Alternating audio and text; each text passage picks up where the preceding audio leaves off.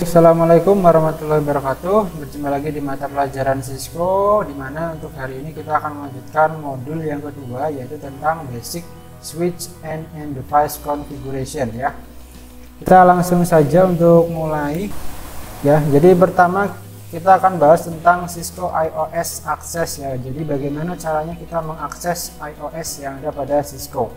Tapi sebelum kita membahas tentang apa itu iOS-nya Cisco, kita akan bahas dulu yang disebut dengan operating system ya, atau sistem operasi. Jadi perlu kalian ketahui bahwa sebuah sistem operasi itu adalah software ya yang berfungsi untuk menjalankan aplikasi, mengkoordinasi perangkat keras, dan juga untuk menyediakan fitur antarmuka bagi pengguna. Jadi tiga itu adalah fungsi utama dari sebuah sistem operasi. Mungkin kalian juga sudah mengerti ya, untuk beberapa contoh sistem operasi yang familiar untuk saat ini itu ada Windows, ada Mac OS, kemudian ada juga Linux ya. Nah, jadi sistem operasi itulah yang menjembatani kita untuk kita bisa mengoperasikan sebuah perangkat komputer. Jadi kurang lebih seperti itu untuk pengertian dari sebuah sistem operasi. Nah, ada beberapa bagian ya. Di sini ada dua bagian penting yang perlu kalian ketahui dari sebuah sistem operasi, yaitu ada yang namanya kernel dan ada yang namanya shell ya. Kita mulai dari yang kernel dulu.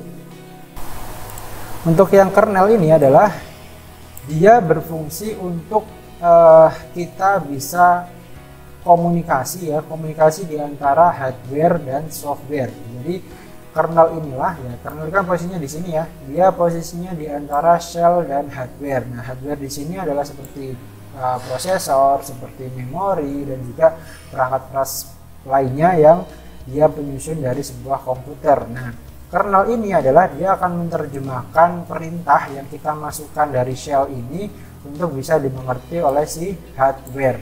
Kemudian kalau shell, nah shell itu apa? Shell itu adalah sebuah user interface yang mana kita bisa meminta komputer itu menjalankan sebuah tugas, yaitu kita inputkan dari sebuah shell ya.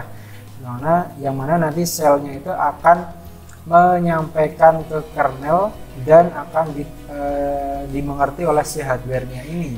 Kemudian hardware, nah hardware ini ya perangkat keras di komputer itu ya, ada prosesor, ada memori, dan juga ada perangkat keras yang lainnya. Nah, berikutnya adalah kita akan bahas tentang user interface ya. Jadi kalau kalian perhatikan bahwa ada dua jenis user interface ya yang harus kalian ketahui.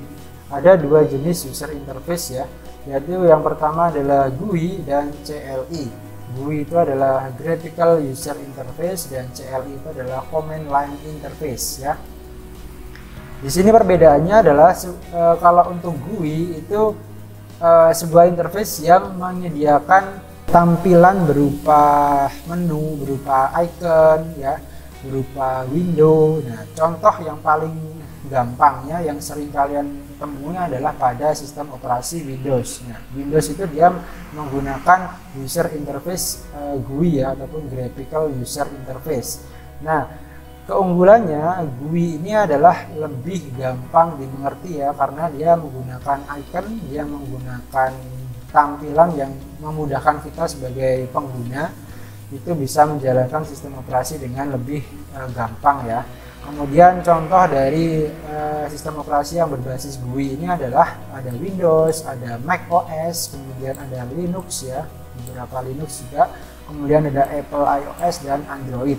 Tapi dibalik kemudahannya, dibalik kelebihan yang ada ataupun yang ditawarkan, itu ada beberapa kekurangan ya di sini. Yaitu diantaranya akan ada kadang terjadinya crash ataupun not responding. Nah, dengan alasan inilah kenapa sistem operasi jaringan itu dia tidak menggunakan GUI ya, dia lebih menggunakan CLI. Nah, sekarang bedanya nih. Nah, CLI ya, CLI itu seperti ini ya, seperti ini kurang lebih CLI itu. Ini perbedaannya ya. Jadi untuk yang sebelah kiri ini adalah yang GUI, yang ini adalah yang CLI. Nah, kalau yang GUI itu kita tinggal menggunakan mouse aja untuk kita menjalankan aplikasi, kita menginputkan perintah apa ke dalam PC-nya, ke dalam OS-nya, itu kita tinggal menggunakan mouse aja, kita tinggal klik-klik ya. Kita juga bisa memasukkan perintah dengan menggunakan teks ya. Jadi kita tuliskan, biasanya itu di command prompt kita menggunakannya. Jadi kita tuliskan perintah-perintah apa, perintah di situ ya. Misalkan kayak ping ataupun kita ngecek IP di Windows, itu bisa kita menggunakan command prompt ya. Nah, yang sebelah sini, yang sebelah kanan itu ada yang namanya CLI. Jadi segala inputan, segala sesuatunya itu dimasukkan dengan menggunakan komen atau tulisan ya. Jadi dia menggunakan keyboard untuk run CLI based network program. Jadi semua inputannya memang kita harus inputkan via keyboard, karena kita harus tuliskan komen-komen ataupun perintah apa yang akan kita masukkan ke dalam CLI-nya. Dan outputnya itu akan ada di monitor ya. Jadi memang tampilannya beda banget ya. Kalau di GUI itu lebih bagus lah ya, secara tampilan itu lebih bagus. Tapi kalau dari CLI itu tampilannya cuma teks aja. Tapi kalau kekurangannya di Windows ini kan kadang kita mengalami not responding atau kadang juga program crash ya. Nah, tapi kalau di CLI itu program bisa berjalan dengan lancar tanpa mengalami crash ataupun not responding. Oleh karena itulah sebuah sistem operasi jaringan itu kebanyakan ataupun hampir semuanya dia menggunakan sistem operasi yang berbasis CLI atau Command Line Interface. Nah, kemudian setelah kita bahas tentang GUI dan juga CLI ya, kemudian kita akan bahas tentang metode pengaksesan dalam Cisco IOS ya. Ada tiga yang kebanyakan dipakai untuk mengakses Cisco IOS, yaitu yang pertama yaitu menggunakan kabel konsol ya. Jadi kita hubungkan kabel ini ke switch ya, ke switch Cisco. Kemudian yang kedua adalah menggunakan secure shell ya atau SSH, dan juga menggunakan telnet. Nah, di sini akan saya sampaikan tentang perbedaan antara telnet dan juga SSH. Kita bahas persamaannya dulu ya. Jadi persamaan antara telnet dan SSH itu sebenarnya secara fungsi dia sama ya. Keduanya adalah protokol jaringan yang memungkinkan pengguna itu untuk masuk ke sistem dari jarak jauh. Jadi dengan telnet ataupun dengan SSH itu memungkinkan untuk kita bisa mengontrol, untuk kita bisa ya config switch itu dari jarak jauh ya. Jadi tidak harus langsung kita nyolokkan kabel ya ke switch, tapi kita tinggal meremote dari jarak jauh, itu bisa menggunakan telnet ataupun SSH. Dan untuk perbedaannya, nah ini yang perlu kalian pahami betul, yaitu tentang perbedaan antara telnet dan SSH ya. Jadi perbedaannya telnet dan SSH itu secara gampangnya seperti ini. Telnet itu adalah protokol yang konvensional, jadi dia sudah lebih dulu ada dibandingkan SSH.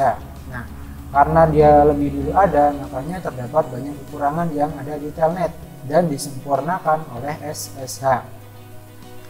Nah, telnet itu tidak menyediakan mekanisme keamanan apapun. Jadi semua informasi yang dikirimkan menggunakan telnet itu tidak dienkripsi. Kemudian kalau SSH itu lebih aman karena dia informasi pada saat pengiriman itu nanti akan dienkripsi. Kemudian perbedaannya yang lain adalah kalau telnet itu berkomunikasi melalui port 23 TCP/IP ya. Kalau SSH itu menggunakan port 22. Nanti untuk port 23 ataupun port 22 itu nanti akan kita jelaskan di pertemuan berikutnya ya. Sementara kita cukup pengenalannya dulu tentang telnet dan juga tentang SSH.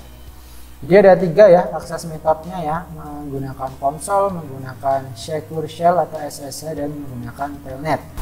Jadi lebih direkomendasikan kalau kalian mau remote switch dari jarak jauh itu menggunakan SSH.